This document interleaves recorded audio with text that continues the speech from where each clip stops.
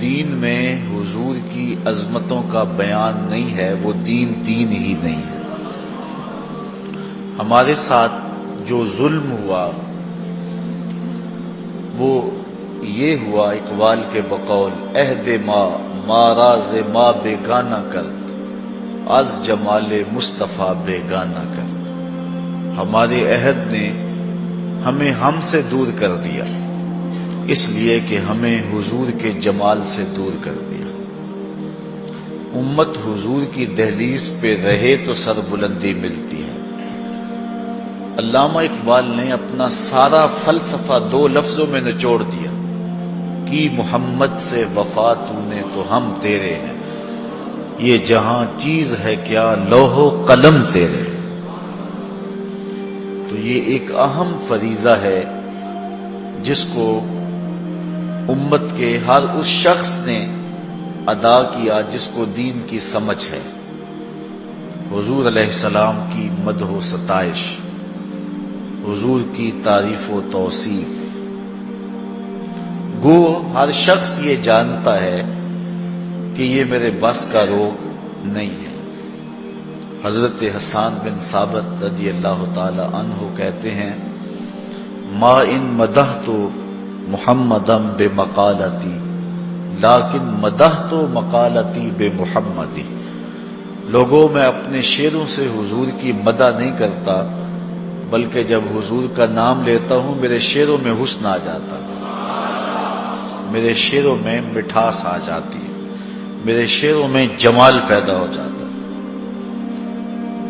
تو کوئی اس کی طاقت نہیں رکھتا۔ حضرت عمر بن عاص رضی اللہ تعالی عنہ سے ایک طویل روایت مروی ہے جس کے اندر وہ اپنا قصہ اور حضور کے ساتھ وابستگی کی کہانی سناتے ہیں۔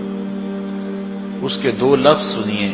وہ فرماتے ہیں لو سئلت ان آصفہ ما اتقت۔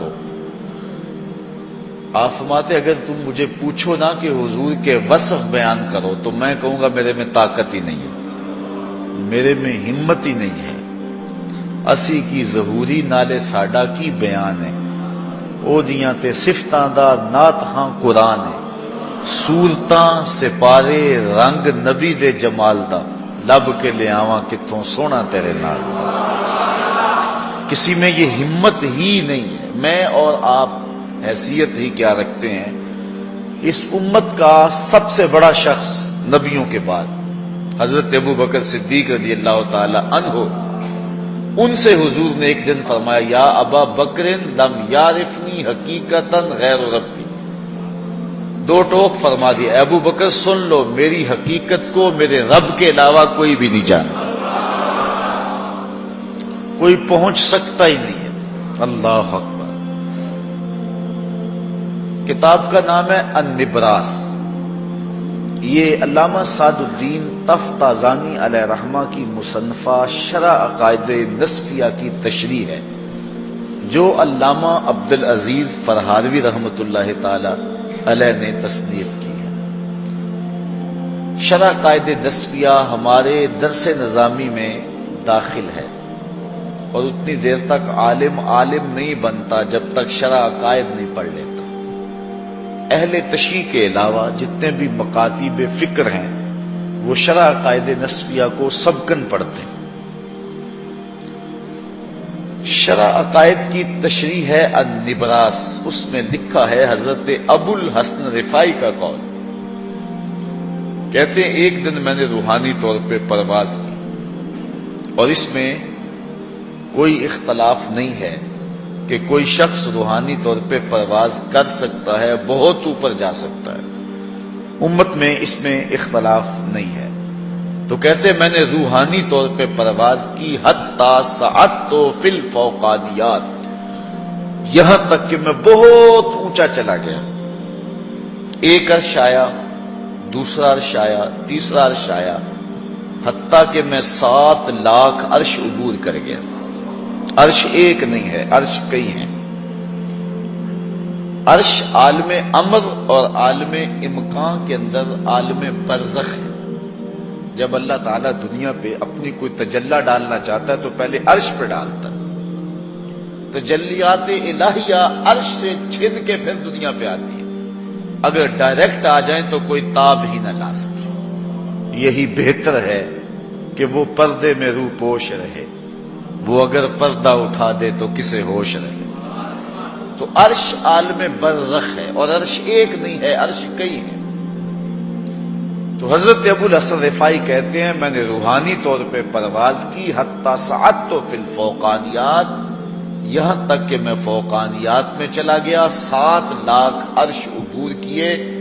پھر آواز آئی ابو الحسن رفاعی کدھر آ رہے ہیں؟ تو میں نے عرض کی مالک معراج کی رات جس عرش کی چھاتی پہ میرے محبوب کے قدم لگے تھے، میں اس عرش کی تلاش میں نکلا ہوں۔ نہ سفر بشرط مال ہے، نہ طلب بقید سوال ہے، فقط ایک سیری ذوق کو میں بھٹک رہا ہوں کہاں کہاں۔ میرے دل کی یہ خلوتیں کئی بار سج کے اجڑ گئیں، مجھے بارہا یہ گما ہوا تم آ رہے ہو کشاں کشاں۔ کہا میں تو اس عرش کی تلاش میں ہوں کہ معراج کی رات جس عرش کی چھاتی پہ میرے محبوب کے قدم لگے تھے۔ کہتے جب میں نے یہ کہا تو آواز آئی ارجع لا وصول لک، ابو الحسن رفاعی پلٹ جاؤ، تم کروڑوں سال بھی پرواز کرو، جس عرش کی چھاتی پہ میرے محبوب کے قدم آئے ہیں تم کیا تمہارا خیال بھی نہیں پہنچ سکتا۔ یارو جس نبی کے قدم اتنے اونچے ہیں اس نبی کا سر کتنا اونچا ہوگا۔ مولوی کا تو دماغ خراب ہو گیا کہ ترازو گاڑ کے بیٹھ گیا اور اس کو تول رہا ہے جس کو تولا نہیں جا سکتا، اس کو ناپ رہا ہے جس کو ناپا نہیں جا سکتا، جو عقل و خرد فہم و ادراک کے زاویوں سے بڑا ہے، کوئی حد ہے ان کے عروج کی؟ بالغ العلاب کمال، کون ہے جو اس محبوب کی کنہ تک پہنچے؟ کہا ارجع لا وصول لک، واپس پلٹ جاؤ، تم کروڑوں سال بھی پرواز کرو، لیکن جس عرش کی چھاتی پہ میرے محبوب کے قدم آئے ہیں تمہارا وہاں خیال بھی نہیں پہنچ سکتا۔ اللہ اکبر۔ حضرت بایزید بستامی کی سنیے، کہتے ہیں ایک دن مجھے شوق آیا کہ میں حضور کی عظمتوں کو تو دیکھوں، تو معرفت کے سمندر میں غوطہ زن ہو گیا۔ یہ کون کہہ رہا ہے؟ حضرت بایزید بستامی۔ بایزید بستامی کسی معمولی شخص کا نام نہیں ہے۔ حضرت داتا صاحب کشف المعجوب میں لکھتے ہیں تصوف کے 10 بڑے اماموں میں سے ایک امام کا نام بایزید بستامی ہے۔ سکر و صحف کی بحث میں مزید گفتگو کرتے ہوئے ارشاد فرماتے ہیں کہ یحییٰ بن معین نے حضرت بایزید بستامی کو خط لکھا، اور جو لکھا حالت اپنی تھی لیکن لکھا بصیغہ غیب۔ کہا کہ حضرت اس شخص کی کیا شان ہے جس نے معرفت کے سمندر سے ایک جرعہ لیا، ایک گھونٹ پیا، اتنا نشہ آیا کہ ابھی تک ہوش ہی نہیں آ رہی۔ اپنی حالت لکھی تو حضرت بایزید نے جو جواب لکھا حالت اپنی تھی لیکن لکھا بصیغہ غیب۔ کہا میاں تو اس کا حال پوچھتا ہے جس نے ایک گھونٹ پیا اور ابھی تک ہوش نہیں آ رہا، تو اس کا حال کیوں نہیں پوچھتا جو پورا سمندر پی گیا پھر بھی ہوش میں پھر رہا ہے؟ یہ ہیں بایزید بستامی علیہ رحمہ۔ طیفور سے سفر کرتے ہوئے، بستام سے سفر کرتے ہوئے 12 سال میں مکہ المکرمہ پہنچتے۔ اتنا لمبا سفر نہیں ہے، لیکن اتنی دیر اس لیے لگی کہ ہر قدم پہ 2 رکعت پڑھتے تھے۔ 12 سال میں جب پہنچے اور پہلی نظر کعبۃ اللہ پہ پڑی تو حضرت بایزید بستامی نے نگاہیں جھکا لی۔ مریدین نے کہا شوق و وارفتگی کے عالم میں کہاں سے چلے، اب اللہ کا گھر سامنے ہے، جی بھر کے دیکھتے کیوں نہیں؟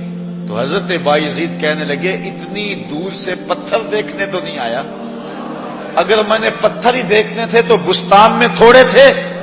تو حضرت بایزید بستامی نے پھر جب دوسری نظر اٹھائی کعبہ بھی دیکھا، کعبے والا بھی دیکھا، لیکن حضرت بایزید بستامی نے پھر سر جھکا لیا۔ مریدوں نے کہا حضور اب کیا مسئلہ ہے؟ کہا جب وہ نظر آتا ہے تو یہ درمیان میں پتھر نظر کیوں آتے ہیں؟ تو جب تیسری نظر اٹھائی جدھر دیکھا اسی کے جلوے نظر آئے۔ یہ بایزید بستامی کی کہانی سنا رہا ہوں۔ اقبال بھی خراج پیش کرتا ہے، کامل بستام از تقلید فرد اجتناب از خوردن خربوزہ کر. ساری زندگی خربوزہ نہیں کھایا حضرت بایزید نے، کہ سنت سے خربوزہ کھانا تو ثابت ہے، کھانے کے طریقے کی وضاحت نہیں ملتی. حضور نے توڑ کے کھایا ہے یا کاٹ کے کھایا ہے؟ توڑ کے کھانے لگتے خیال آتا کہیں کاٹ کے نہ کھایا ہو، کاٹ کے کھانے لگتے خیال آتا کہیں توڑ کے نہ کھایا ہو، اس ڈر سے کہ کہیں سنت رسول کی مخالفت لازم نہ آ جائے ساری زندگی خربوزہ ہی نہیں کھایا. اقبال کہتا ہے لوگوں جانتے ہو بایزید کو یہ مرتبہ اور یہ شان و شوکت کیسے ملی کہ وہ سلطان العارفین بنے؟ کہا کامل بستام از تقلید فرد اجتناب از خوردن خربوزہ کر. وہ حضور کی اطاعت کا یہ جذبہ تھا جس نے بایزید کو کہاں سے اٹھا کے کہاں تک پہنچا دیا. یہ ہے مرتبہ حضرت بایزید بستامی کا. اللہ اکبر. ان کے مناقب بہت سارے. حضرت بایزید بستامی کی یہ روحانی پرواز ہے. کہتے ایک دن مجھے شوق ہوا کہ میں حضور کی عظمت دیکھوں، تو معرفت کے سمندر میں غوطہ لگایا. جہاں میری حد ہو رہی تھی، جہاں میری منتہائی پرواز تھی، جہاں میں ختم ہو رہا تھا، جہاں میری بدناز تھی اور آقا کریم کی بھی الف لام میم تھی، جہاں میں ختم ہو رہا تھا اور مصطفیٰ بھی شروع ہو رہے تھے. فائزہ بینی و بینہا الف و حجاب من نور. میرے نقطہ انجام اور ادھر نقطہ آغاز کے درمیان 1000 نور کا پردہ آ گیا. لو دنو تو خطوتاً لہ ترک تو، اگر میں ایک قدم بھی آگے بڑھتا تو جل کے راکھ ہو جاتا. جس نبی کے قدم اتنے اونچے ہیں اس نبی کا سر کتنا اونچا ہوگا. اللہ اکبر. یہ ہیں حضرت بایزید بستامی. تو کون حضور کی عظمت کو بیان کرے؟ حضرت امام بوصیری علیہ رحمہ فرماتے ہیں دا مدعته النصارى فی نبیہم وحکم بما شئت مدعا فیہ وحتکم. فرمایا جو نصارہ نے اپنے نبی کے بارے میں کہا وہ نہ کہنا، انہیں خدا کہہ دیا، ابن اللہ کہہ دیا. جو عیسائیوں نے اپنے نبی کے بارے میں کہا بس وہ نہ کہنا. کہا حضور کی شان میں پھر جو کہہ سکتا ہے کہہ دے، اور تو جو کہے گا حضور اس سے بھی اونچے. حضرت شاہ ولی اللہ محدث دہلوی رحمت اللہ تعالی علیہ فرماتے ہیں کہ آپ کے مادے کی آخری حالت عجز ہے. جو حضور کی مدح کرتا ہے تو اس کی آخری حالت کیا ہے؟ عجز. وہ کہتا ہے میری بس، میں نہیں پہنچ سکتا. آپ جانتے ہیں غالب وہ حسن کا نقشہ کھینچنے میں ماہر ہے، بلکہ اللہ نے اس کو جو تغزل میں ملکہ دیا ہے وہ کم ہی کسی کو حصہ ملا، اور اسے اپنے بیانوں، اپنی گفتگو اور اپنی شاعری پہ ناز بھی تھا. خود کہتا ہے ذکر اس پری بش کا پھر بیان اپنا تھا، بن گیا رقیب آخر جو راز نہ اپنا تھا. آگ ہی دام شنیدن جس قدر چاہے بچا، مدعا انکا ہے اپنے عالم تقریر کا. چاہیے اچھوں کو جتنا چاہیے، یہ اگر چاہیں تو پھر کیا چاہیے. چاہتے ہو خوب روحوں کو اسد، آپ کی صورت تو دیکھا چاہیے. بات کرنے کا ڈھب بھی ہے، اسلوب بھی ہے، شاعری کا جمال بھی ہے، تغزل کا حسن بھی ہے. لیکن جب کہا گیا نا لکھ حضور کی ثنا تو قلم پھینک دیتا ہے اور کہتا ہے غالب ثنائے خواجہ بیزتاں گزاشتے کہاں ذات پاک مرتبہ دان محمد است. کہا غالب میں کیسے لکھوں جب جانتا نہیں تو لکھوں کیسے؟ جو خدا جانتا ہے محبوب کی مدح بھی وہی کر سکتا ہے. تو یہاں مادح کی مدح کرنے والے کی آخری حد یہ ہے کہ وہ کہتا ہے میری بس. لا یمکن الثناء کما کان حقہ بعد از خدا بزرگ توئی قصہ مختصر. ہم نے اپنے بڑوں سے سنا ہے ایک اللہ ہی ان سے بڑا. اللہ اکبر. تو کسی کے اندر ہمت نہیں ہے کہ حضور علیہ السلام کی عظمتوں کا ادراک کر سکے. ابن حاج علیہ رحمہ فرماتے ہیں حضور جس شہر میں رہتے تھے، شہر مدینہ، کہتے ہیں شہر مدینہ کی عظمتوں کی حد نہیں ہے. یار جن جگہوں پہ اور جن خاک کے ذروں پہ حضور کے قدم لگے تو اس کی مدح اس شہر کی بیان نہیں ہو سکتی، پھر محمد عربی کی عظمتوں کو کون بیان کر سکتا. لیکن اس کے باوجود ہر بندہ یہ سعادت سمجھتا ہے کہ میں حضور کی مدح کروں. وہ کیوں؟ اس لیے کہ جو حضور کی مدح کرے، حضور کی تعریف کرے، عظمتوں کو بیان کرے، وہ اللہ کا بھی محبوب بن جاتا ہے، محبوب خدا کا بھی محبوب بن جاتا ہے. اور یہ سعادت مندی اور حضور اسے نوازتے ہیں. یہ شرف ہے جو پانے کے لیے ہر مادے بےتاب ہوتا ہے. حضرت نبی رحمت صلی اللہ علیہ وآلہ وسلم نے جب فتح مکہ کے موقع پہ عام معافی کا اعلان کر دیا، لیکن کچھ لوگ تھے جن کے بارے میں حضور نے فرمایا کہ یہ اگر پکڑے جائیں تو ان کو چھوڑنا نہیں. ان میں ایک کعب بن زہیر بھی تھا. تو کعب بن زہیر کسی طرح چھپ کے حضور کے پاس آ گیا اور حضور کے سامنے بیٹھ کے کہتا ہے اگر کعب بن زہیر کو ڈھونڈ لائیں تو معاف کر دو گے؟ تو حضور نے فرمایا کعب تو آج ہو گیا ہے، جا معاف کر دے. تو آج ہو گیا، جا. میں نے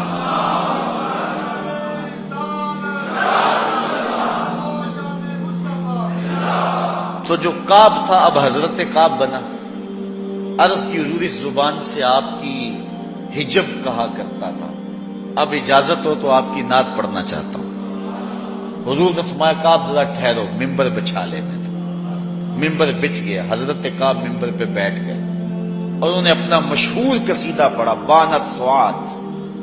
اور جب اس شعر پہ پہنچے ان الرسول لنور یستضاء بہ مہند، ان الرسول لنور، بغیر کسی شک کے، بغیر کسی شبہ کے اللہ کے رسول نور ہے. یستضاء بہ، ایسا نور جس سے پورا زمانہ چمک رہا ہے. مہند من سیوف اللہ مسلول، یہ اللہ کی تنی ہوئی تلوار ہے.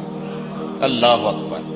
شاید اعلی حضرت اسی کا ترجمہ کیا ہے، چمک تجھ سے پاتے ہیں سب پانے والے، میرا دل بھی چمکا دے.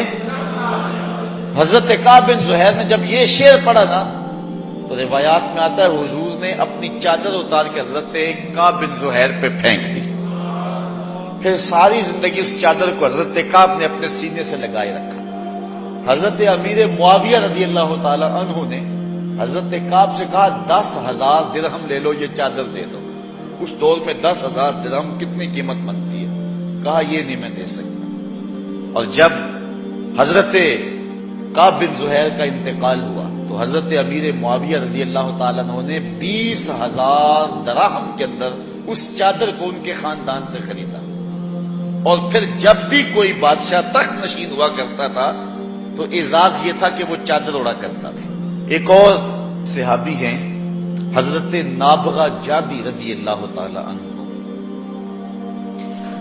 بڑی طویل عمر پائی ہے. انہوں نے حضور کی شان میں لب کھولے اور شعر کہے اور کہتے گئے، حتیٰ کہ 200 شعر حضور کی شان میں کہے. 200 اشعار حضور کی شان میں کہے. پھر آقا کریم علیہ السلام نے ان کے لیے دعا دی. اب دعا کے لفظ حضور نے کہا لا یفدد اللہ فاقہ، اللہ تیرے منہ کی مہر نہ توڑے، اللہ تیرے منہ کی مہر نہ توڑے. آپ کی عمر 100 سال سے زیادہ ہو گئی تھی لیکن دانت سلامت تھے. حضرت قرز بن اسامہ کہتے ہیں میں نے خود دیکھا حضرت نابغہ جادی کو، ان کے دانت بڑھاپے میں بھی اولوں کی طرح چمکدار تھے، کیونکہ حضور نے جو دعا دی تھی کہ اللہ تیرے منہ کی مہر کو نہ توڑے. حضرت حسان بن ثابت رضی اللہ تعالی عنہ حضور کی مدح کیا کرتے تھے، حضور کی تعریف کیا کرتے تھے، عظمتوں کا بیان کیا کرتے تھے. اور آقا کریم ان کو دعا دیتے اللہم ایدہ بروح القدس، اے اللہ روح القدس سے ان کی مدد فرما. اللہ اکبر. تو صاحبو یہ اعزاز ہے، یہ ہماری تکریم ہے کہ ہم اس سعادت مندی کو حاصل کریں. اور آج اسی عنوان سے جو ہے ہم نے یہ بزم سجائی. گو ممکن نہیں ہے لیکن سعادتوں کو حاصل کرنے کے لیے آج ہم یہاں جمع ہوئے ہیں. میں آپ کے سامنے حضور کی عظمتوں پر مشتمل 4-5 احادیث رکھنا چاہوں گا اور آپ کی توجہ اس کی طرف مبذول کرنا چاہوں گا. حضور علیہ الصلوۃ والسلام ہماری مدح و ستائش کے اور ہمارے بیان کے محتاج نہیں ہیں، بلکہ حضور کا تو نام ہی ایسا ہے جب زبان سے نام لو تو حضور کی مدح ہو جاتے. محمد کا معنی ہے الذی یحمد حمدا بعد حمد، محمد وہ ہوتا ہے جس کی بار بار تعریف کی جائے۔ اچھا، کافروں نے کہا کہ یار عجیب بات ہے، تم محمد بھی کہتے ہو اور عیب بھی لگاتے ہو۔ محمد تو ہوتا ہی وہ ہے جس کی بار بار تعریف ہو، اور تم ساتھ یہ لفظ بھی بولتے ہو، ساتھ برا بلا بھی کہتے ہو۔ ایک کام کرو نا، اہل لغت ہو، یا تو لفظ محمد کہنا چھوڑ دو یا عیب لگانا چھوڑ دو۔ انہوں نے کہا کہ عیب لگانا تو نہیں چھوڑیں گے، چلو ہم لفظ محمد آج کے بعد نہیں بولیں گے، اپنے طور پہ نام بدل کے مزمم کہنا شروع کر دیا۔ مزمم کا معاذ اللہ معنی بار بار مذمت کیا گیا۔ کسی نے سنا حضور کی خدمت میں حاضر ہوا، مکی دور تھا، مسلمان انتہائی کمزور تھے، آ کے کہا حضور وہ مزمم کہہ کر کے گالیاں دے رہے ہیں۔ تو حضور علیہ الصلوۃ والسلام نے فرمایا آپ نے دیکھا نا اللہ نے قریش کے منہ کو کس طرح موڑ دیا، یشتمون مزمما ویلعنون مزمما وانا محمد۔ کہا وہ کسی مزمم کو گالیاں دے رہے ہیں، میرے رب نے مجھے محمد بنایا۔ وہ کسی مزمم کو برا بھلا کہہ رہے ہیں، لیکن میرے رب نے تو مجھ کو محمد بنایا۔ تو حضور کا نام ہی ایسا ہے، اگر کوئی اور لفظ نہ بھی بولے، نام ہی لے حضور کا، اللہ اکبر، حضور کا نام ہی لے تو یہ حضور کی مدح و ستائش ہے اور حضور کی عظمتوں کا بیان ہے۔ حضور نبی رحمت صلی اللہ علیہ وسلم نے اپنی مدح خود فرمائی اور اپنی عظمتوں کا بیان صحابہ کے سامنے رکھا۔ حضور نے ارشاد فرمایا ان اللہ اصطفى کنانہ من ولد اسماعیل واصطفى قریش من کنانہ واصطفى من قریش بنی ہاشم واصطفانی من بنی ہاشم۔ اللہ نے ساری اولاد آدم سے کنانہ کو منتخب فرمایا، پھر کنانہ سے اللہ تعالیٰ جل شانہ نے قریش کا انتخاب کیا اور قریش سے بنو ہاشم کا انتخاب کیا، اور فرمایا اللہ نے بنو ہاشم سے محمد کا انتخاب کیا، میرا انتخاب کیا۔ تو اس پوری کائنات میں قدر و منزلت کے اعتبار سے سب سے اشرف اور سب سے افضل اور درجوں کے اعتبار سے سب سے اونچے شخص کا نام محمد مصطفیٰ صلی اللہ علیہ وسلم۔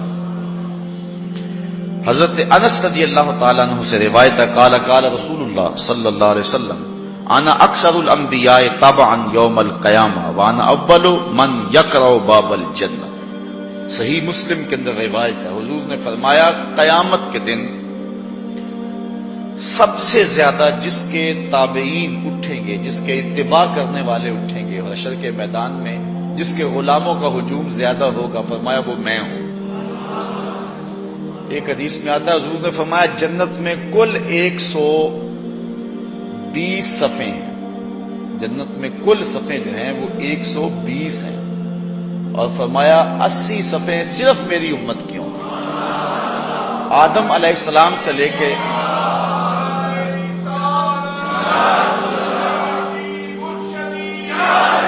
آدم علیہ السلام سے لے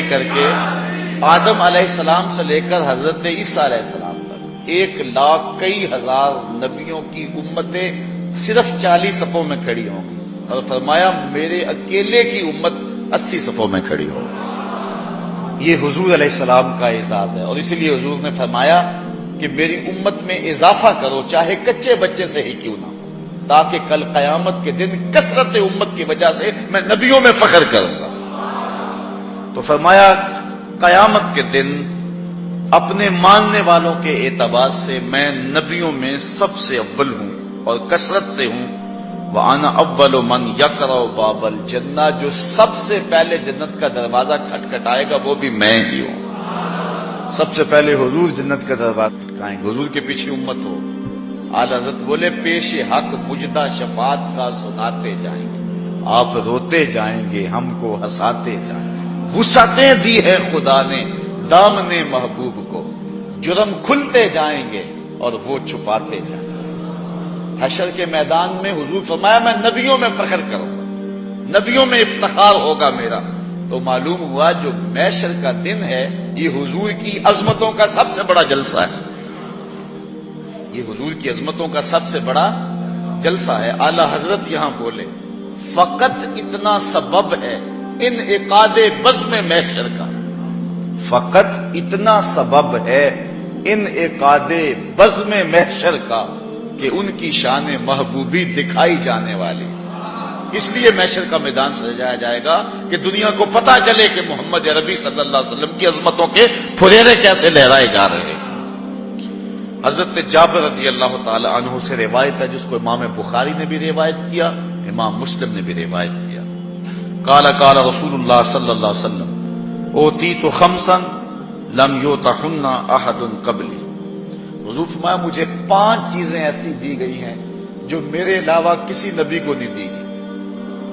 مجھے 5 ایسی چیزیں عطا کی گئی ہیں جو میرے علاوہ کسی اور کو نہیں دی گئی۔ پہلی چیز نصرت بالرعب مسیرۃ شہر، اللہ نے میری مدد رعب سے کی ہے، یعنی میں 1 مہینے کے فاصلے پر ہوتا ہوں، دشمن کے دل پر پہلے ہی رعب پیدا ہو جاتا ہے۔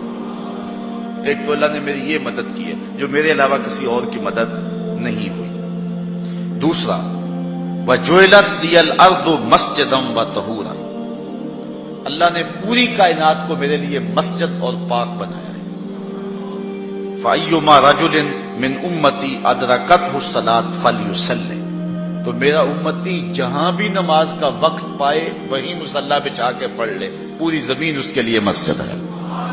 پچھلی امتوں میں ایسا نہیں تھا، عبادت کے لیے معبد میں ہی جانا پڑتا تھا، گرجا گھر میں کلیسا میں ہی جانا پڑتا تھا، لیکن اس امت کے لیے اللہ نے پوری زمین کو پاک کر دیا۔ حضور کے قدم آئے پوری دھرتی پاک ہو گئی۔ اب نماز کا وقت ہو گیا، گھر میں ہے تو گھر پڑھ لو، آپ دور ہیں، مسجد بہت دور ہے، نہیں پہنچ سکتے، ڈیرے پہ ہیں، آپ کھیتوں میں کام کر رہے ہیں، وہیں مصلی بچھا کے نماز پڑھ لو، جہاں بھی ہیں وہاں نماز پڑھ لو۔ پوری دھرتی کو حضور کے قدموں کے صدقے اللہ نے مسجد بنا دیا اور پاک کر دیا۔ فرمایا دوسری یہ مجھے کو اللہ نے یہ شان دی۔ اور تیسری وَأُحِلَّتْ لِيَ الْغَنَائِمُ وَلَا تُحِلُّ لِأَحَدٍ قَبْلِي، اللہ نے میرے لیے مال غنیمت کو حلال کیا اور میرے سے قبل کسی کے لیے مال غنیمت حلال نہیں تھا۔ پچھلی امتوں کے لیے ایسا تھا کہ اگر وہ جنگ کے اندر کافر کوئی سامان چھوڑ کے جائیں تو وہ بس چھوڑ گئے، حلال نہیں تھا ان کے لیے، وہ اس کو استعمال میں نہیں لا سکتے تھے، لیکن حضور علیہ السلام کے لیے اس کو حلال رکھا گیا۔ چوتھی چیز وَأُوتِيتُ الشَّفَاعَةَ، اللہ اکبر، فرمایا چوتھی چیز اللہ نے مجھ کو شفاعت کا حق دیا ہے، میں شفاعت کروں گا قیامت کے دن۔ حضور نے فرمایا میرے اللہ نے مجھے 2 چیزوں میں ایک کو اختیار کرنے کا اختیار دیا، یا تو محبوب یہ چیز پسند کر لو کہ آدھی امت بغیر حساب کے جنت میں، آدھی کا حساب لے لیں گے، یا پھر حق کے شفاعت لے لو۔ حضور فرماتے ہیں میں نے آدھی امت والا سودا نہیں کیا، میں نے حق کے شفاعت لے لیا۔ اب آپ سمجھ تو گئے ہوں گے کہ حضور نے حق کے شفاعت کیوں لیا ہے۔ حضور نہیں چاہتے کہ میرا کوئی امتی جہنم میں جائے، حضور شفاعت کر کے سب کو جنت میں لے جائیں۔ اللہ اکبر۔ وہ کسی نے کہا نا کہ وہ اپنا مقدمہ کیسے ہار سکتا ہے جس کے حضور وکیل ہو، تو میں نے کہا یار یوں نہ پڑھو، حضور ہمارے وکیل نہیں ہے اس معنی میں، ایڈوکیٹ کے معنی میں، بلکہ ہمارے شفیع ہیں۔ وکیل اور شفیع میں فرق ہوتا ہے۔ وکیل کہتا ہے جج کو کہ صاحب میرے موکل نے یہ جرم نہیں کیا لہذا چھوڑ دو، اگر جرم ثابت ہے تو سزا پکی ہے۔ وکیل کہتا ہے میرے موکل نے جرم نہیں کیا لہذا چھوڑ دو، شفیع کہتا ہے سب کچھ کیا ہے، میرا آنا دیکھ لو۔ حضور قیامت کے دن وکالت نہیں کریں گے، شفاعت کریں گے۔ یہ نہیں کریں گے کہ مالک انہوں نے کیا کچھ نہیں، کہیں گے مالک سب کچھ کیا ہے، میری پھیلی ہوئی زلفوں کو دیکھ لیا جائے۔ پھر حضور شفاعت کریں گے، ساری امت کا کام بن جائے گا۔ تو کہا اللہ نے مجھے شفاعت کا حق دیا ہے۔ اور 5ویں چیز وَكَانَ النَّبِيُّ يُبْعَثُ إِلَىٰ قَوْمِهِ خَاصَّةً وَبُعِثْتُ إِلَى النَّاسِ عَامَّةً، باقی جتنے بھی نبی آئے ہیں وہ کسی خاص قوم کی طرف مبعوث ہوئے ہیں۔ کوئی شہر مدین کی طرف آیا، کوئی قوم عاد کی طرف آیا، کوئی قوم سمود کی طرف آیا، کوئی کسی مخصوص قوم کی طرف آیا۔ نبی مخصوص قوموں مخصوص شہروں کی طرف مبعوث ہوتے رہے، لیکن فرمایا اللہ نے مجھ کو پوری کائنات کے لیے عام طور پہ اسود و احمر کے لیے مجھے قیامت تک آنے والی مخلوقات کے لیے مبعوث کر کے بھیجا۔ تو حضور کی امت کی عمومیت اور آقا کریم علیہ الصلوۃ والسلام کی یہ وسعت، تو کہا یہ 5 وہ چیزیں ہیں جو اللہ نے میرے علاوہ کسی اور نبی کو نہیں دی۔ اللہ اکبر۔ لوگوں سے امتیاز تو کیا، نبیوں میں امتیاز ہے حضور۔ آل حضرت بولے خلق سے اولیاء، اولیاء سے رسل، اور رسولوں سے اعلیٰ ہمارا نبی۔ تمام مخلوقات سے ولی افضل ہیں، ولیوں سے نبی افضل ہیں، نبیوں سے رسول افضل ہیں، اور رسولوں کا لاڑا آمنہ کا راج دلارا ہے۔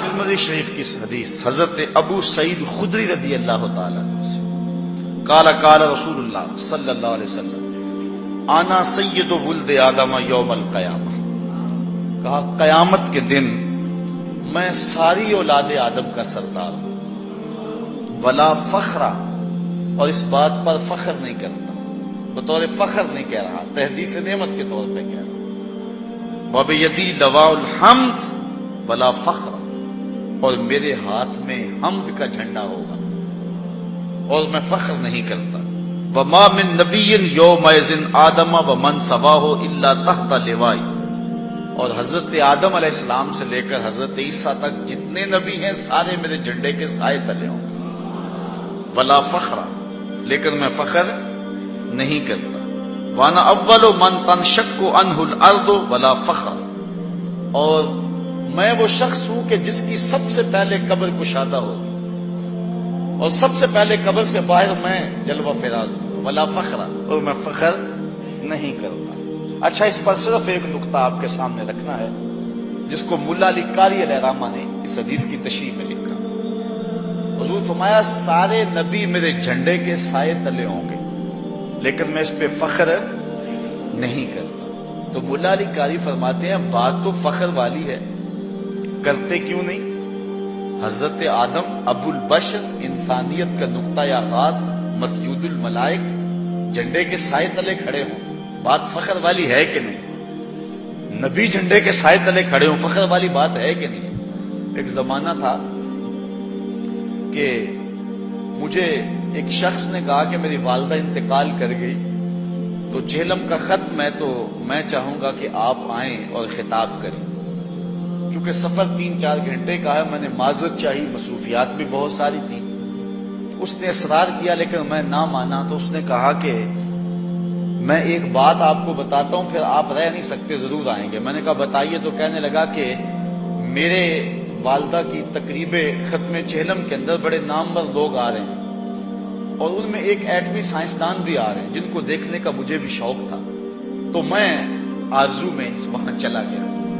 تو میں جا کے اس شخص کو دیکھا کہ اس کے پاؤں زمین پہ نہیں لگ رہے تھے، حالانکہ ختم تھا ماں کا، اور ماں چلی جائے تو جہان اجڑ جاتا ہے، لیکن خوشی سے اس کے زمین پر پاؤں نہیں لگ رہے تھے کہ اعلیٰ فوجی اور سول حکام میرے گھر میں ہیں، اور ایک عالی نسب سائنسدان جس پہ ناز ہے وطن کو، وہ بھی میرے گھر کے اندر مہمان آیا ہوا ہے۔ تو وہ اس بات پہ ناز کرتا تھا، اور میں بھی جب گفتگو کرتا تھا تو میں بھی ناز کرتا تھا، یار جس کے گھر میں ایک ایٹمی سائنسدان آئے، اس کا تو قد جو ہے وہ اونچا ہو جائے اور تو فخر کرے، تو جس کے جھنڈے کے سائے تلے نبی کھڑے ہوں وہ فخر کیوں نہ کرے؟ لیکن فرمایا ولا فخر، میں فخر نہیں کرتا۔ ملا علی قاری کہتے ہیں حضرت آدم جھنڈے کے سائے تلے کھڑے ہیں، بات تو فخر والی ہے نا، کہا ولا فخر، میں فخر نہیں کرتا۔ حضرت ابراہیم، اللہ کا جلیل القدر نبی، جلتی ہوئی آگ کے شعلوں میں ہنس کے بات کرنے والا، بیٹے کی گردن پہ چھری رکھ دینے والا، رب کی رضا کے لیے جھنڈے کے سائے تلے کھڑا ہو، بات فخر والی ہے کہ نہیں؟ سرے دور خدا سے ہم کلام ہونے والا کلیم اللہ، ہاتھ میں عصا ہے، سر پہ امامہ ہے، فرعون کا دربار ہے، اللہ کا نبی کھڑا ہو کے تبلیغ فرما رہا ہے۔ حضرت موسیٰ جھنڈے کے سائے تلے کھڑے ہوں، بات فخر والی ہے کہ نہیں؟ ماں کی گود میں اپنی نبوت کا اعلان کرنے والا، انی عبد اللہ آتانی الکتاب وجعلنی نبیا، حضرت عیسیٰ بن باپ کے پیدا ہونے والے، روح اللہ جھنڈے کے سائے تلے کھڑے ہوں، بات فخر والی ہے کہ نہیں؟ ماہ خوباں، شہنشاہ حسینہ، جس کے چراغے حسن سے پورا مصر چمک اٹھا، جناب یوسف جھنڈے کے سائے تلے کھڑے ہوں، بات فخر والی ہے کہ نہیں ہے؟ کہا ولا فخر، میں نہیں کرتا۔ ٹھنڈ پڑ جائے گی آپ کو، جو ملا علی نے جواب دیا۔ اللہ اکبر، آپ مجھے پتا بڑی دور دور سے آئے ہیں، اور چند لمحے قبل بارش بھی برسی ہے، اور آپ نیند چھوڑ کے آئے ہیں، لیکن سب کچھ بھول جائے گا اس ایک بات پر اور آپ کا دل میرے سے پہلے بڑا پیار کرتا ہے اور بھی پیار کرے گا. اور حضور کا محب ہوتا ہی وہ ہے جس کو حضور کی شان سن کے ٹھنڈ پڑے. حضرت شیخ مہدی الفاسی فرماتے ہیں حضور کی عظمتیں سن کر جس شخص کے کلیجے میں ٹھنڈ نہیں نہ پڑتی اس کے سینے میں دھڑکنے والا دل کسی مومن کا دل ہی نہیں ہے. یہ ہو ہی نہیں سکتا کہ حضور کا ذکر ہو ٹھنڈ نہ پڑے. روح رقص کرتی ہے جب کسی کے لبوں پہ نام محمد آتا ہے. اللہ اکبر. ملا علی قاری فرماتے ہیں کہ یار بات تو فخر والی ہے. نبی جھنڈے کے سائے تلے کھڑے ہیں. ماہ خوباں شہنشاہ حسینہ جناب یوسف جھنڈے کے سائے تلے کھڑا. حضرت ابراہیم جھنڈے کے سائے تلے کھڑے. حضرت نوح علیہ السلام آدم ثانی جھنڈے کے سائے تلے کھڑے. بات تو فخر والی ہے, کرتے کیوں نہیں؟ کہا ولا فخر, میں نہیں کرتا. کہا جب بات فخر والی ہے تو کرتے کیوں نہیں؟ تو اس کے جواب میں لکھتے ہیں حضور فخر کیوں کریں؟ یہ تو نبیوں کے لیے فخر کی بات ہے کہ حضور کے جھنڈے کا سایہ مل گیا. کہا میں فخر کیوں کروں, یہ فخر کریں, انہیں میرے جھنڈے کا سایہ مل گیا ہے. فخر کا دل میں دریچہ باز کرنا چاہیے. اس شعر کو سمجھ لیں اور لطف لیں. فخر کا دل میں دریچہ باز کرنا چاہیے. جن کا تو آقا ہے ان کو ناز کرنا چاہیے. جن کا تو آقا ہے ان کو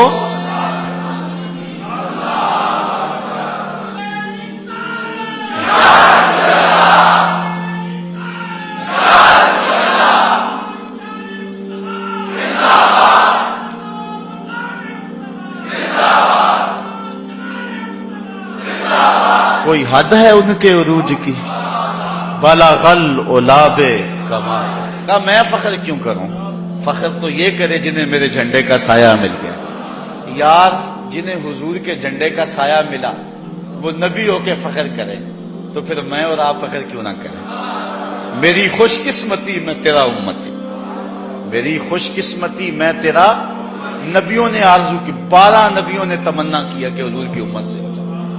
ہم نے کوئی تمنا کی, کوئی آرزو کی, کوئی منت مانی, کوئی راستہ دیکھا, کوئی انتظار کیا, آنکھیں پتھرائیں, کیا ہوا؟ سوئے تھے مقدر جاگے. مسجد سے مولوی صاحب کو بلا لائے گھر والے اور انہوں نے کان میں آ کے بشارت دی مبارک ہو آقا کا غلام بن کے آ رہا. اس لیے میں کہا کرتا ہوں شاہوں سے ملا ہے نہ تونگر سے ملا ہے. اللہ کا عرفان اسی در سے ملا ہے. اوروں کو ملا ہے تو مقدر سے ملا ہے, مجھ کو تو مقدر بھی تیرے در سے ملا. یہ میرا احساس, یہ آپ کا احساس. مضمون ابھی اور بھی ہے لیکن ندانم قدامی سخن گوئے مت کہ والا تری زانچے من گوئے مت چے وصفت کند سادیے نا تمام. شیخ سادی کہتے ہیں چے وصفت کند سادیے نا تمام. کہتے ہیں نا تمام سادی کیا آپ کا وصف بیان کرے. پھر کہتے ہیں علیک الصلاۃ اے نبی والسلام. بس اتنی بات ہے, آقا آپ پر صلاۃ بھی ہو آپ پر سلام بھی ہو, بس یہی بات ختم ہوتی ہے. علیک الصلاۃ اے نبی والسلام. چے وصفت کنند, کیسی حد کر دی شیخ سادی, چے وصفت کنند سادیے نا تمام. اللہ اکبر. ایک جگہ پر بات نہ حسنش غایت دارت نہ سادی را سخن پائیں بمیرت تشنا مستسقی بدریا ہم چنا باقی. وہ کہتے ہیں نہ تو سادی کی باتیں ختم ہوتی ہیں نہ تیرا حسن ختم ہوتا ہے. تو فرماتے ہیں کہ پھر دریا کے کنارے جو مستسقا کا مریض تھا وہ پیاسا مر گیا, نہ اس کا پیٹ بھرا اور نہ ہی دریا ختم ہوا. ساری زندگی بھی لگے رہیں حضور کی عظمتوں کا بیان بھی ممکن. پھر ظہوری کا شعر یاد آیا, اسی کی ظہوری نالے ساڈا کی بیان ہے او دیاں تے صفتاں دا نات خاں قرآن ہے سورتاں سپارے رنگ نبی دے جمال دا لب کے لے آواں کتھوں سونا تیرے نال. یہ کسی ساتھی نے مجھے پتھر دیا ہے, بڑے واضح اور جلی حروف میں حضور کا نام لکھا ہے. کیا ہی شان احمدی کا چمن میں ظہور ہے, ہر گل میں ہر شجر میں محمد کا نور ہے. بلکہ امام غزالی نے تو ایک بڑی خوبصورت بات کہی. آپ فرماتے ہیں پوری کائنات اسی نام کا مظہر ہے, اسی نام کا چرچا. فرماتے ہیں انسان اپنی صورت کو دیکھے, الراس مدور کالمیم, سر میم کی طرح گول ہے, والیدان کل ہا, دونوں ہاتھ ہا کی طرح, والبطن کل میم الثانی, پیٹ دوسرے میم کی طرح, والرجلان کل دال, ٹانگیں دال کی طرح. تم انسان بنے پھرتے ہو, وہ نام محمد کا نقشہ دیکھ رہا ہے. کہتے آؤ اپنی نماز کو دیکھو، القیام کل الف، نماز کے اندر جو قیام ہے یہ الف کی طرح ہے، والرکوع کل ہا، رکوع ہا کی طرح ہے، والسجدہ تو کل میم، سجدہ میم کی طرح ہے، والتشہد کل دال، تشہد دال کی طرح ہے۔ تم نماز پڑھ رہے ہو، وہ نام احمد کا نقشہ دیکھ رہا ہے۔ گلی گلی میری یاد بچھی ہے، پیارے رستہ دیکھ کے چل، گلی گلی میری یاد بچھی ہے، پیارے رستہ دیکھ کے چل، مجھ سے اتنی باشت ہے تو میری حدوں سے دور نکل۔ کبھی کہیں نام نظر آتا، کبھی کہیں نام نظر آتا ہے، اسی نام کے چرچے ہیں، اسی کے پھریرے لہرائیں گے اور اسی کی برکتیں۔ یہ نام کوئی کام بگڑنے نہیں دیتا، یہ نام کوئی کام بگڑنے نہیں دیتا، بگڑے بھی بنا دیتا ہے نام محمد صلی اللہ علیہ وسلم۔